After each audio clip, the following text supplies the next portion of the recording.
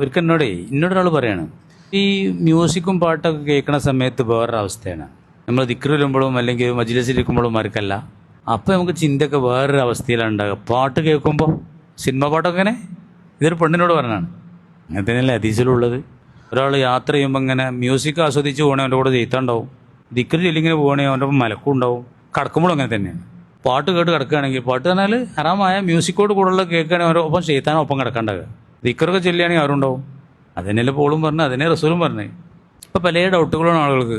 ഒരാൾ ചോദിച്ചത് എന്താണെന്നറിയോ, തിന്മകളൊക്കെ തൂക്കിയപ്പോൾ അവൻ്റെ നന്മ തൂങ്ങി.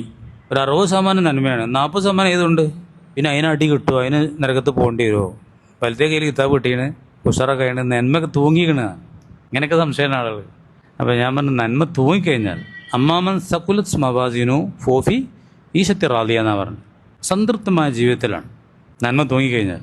അപ്പോൾ ആ തിന്മകളൊക്കെ ഒരു വർഷം അസ്തഗ്ഫിറുല്ലാഹ് പറഞ്ഞിട്ടുണ്ടാവും, തിന്മ തൗബ ചെയ്തിട്ട് അതുകൊണ്ടേക്കാര്യം നന്മ തൂങ്ങിയിട്ടുണ്ടാകുക. പിന്നെ ഒരാൾ 40% നന്മ ചെയ്തുകൊണ്ട് 60 തിന്മയാണ് ചെയ്തത്. ഓൻ്റെതാണ് ഏത് തൂങ്ങുക, തിന്മൻ്റെ തട്ട്, നന്മ തൂങ്ങൂല. ഓൻ നരകത്തിലൊക്കെ പോയി അടിയൊക്കെ കൊണ്ടിട്ട് പിന്നെ ലാസ്റ്റ് എടുക്കുക വരുള്ളൂ, സ്വർഗത്തേക്ക്. പിന്നെ ഒരു കൂട്ടരുണ്ട് മൈദനാജി, 50 നിൽക്കുന്ന ആളുകൾ. ഓലാണ് നിങ്ങൾ പറഞ്ഞ അറാഫിലൊക്കെ അതൊക്കെ പറഞ്ഞിട്ട് ആക്കിയാൽ മറുപടി. 4 ഐറ്റം മുഅ്മിനീങ്ങളുണ്ട് ശരിക്കും. പിന്നെ നരകത്തേക്ക് പോകാതെ കുറേ നേരം അറാഫൊന്നും മതിലിങ്ങനെ കടന്നാണ്ട് ലാസ്റ്റ് സ്വർഗത്തേക്ക് പോകുന്ന കൂട്ടരുണ്ട്. നരകക്കാരും കാണുമല്ലോ, സ്വർഗ്ഗക്കാരും ഇങ്ങനെ രണ്ടും കണ്ട് ബേജാറായി ഇങ്ങനെ അവസാനം ഇവിടെ പോകണവർ. അത് സുഹൃത്ത് അറാഫിൽ ഓരെ പറ്റി പറയുന്നുണ്ട്. നമ്മൾ പണ്ടൊക്കെ അത് ഓതിയിരുന്നു, നമുക്ക് ഒരു ഒഴിവുള്ള സമയത്ത് ഓതാം. അത് 50 ഇരിക്കണോലാണ്. 50 കീഴ്പ്പെട്ട് നന്മ പോകുന്ന ആളുകൾ നരകത്തിലൊക്കെ പോയിട്ട് എന്താവുള്ളൂ, സ്വർഗത്തേക്ക്.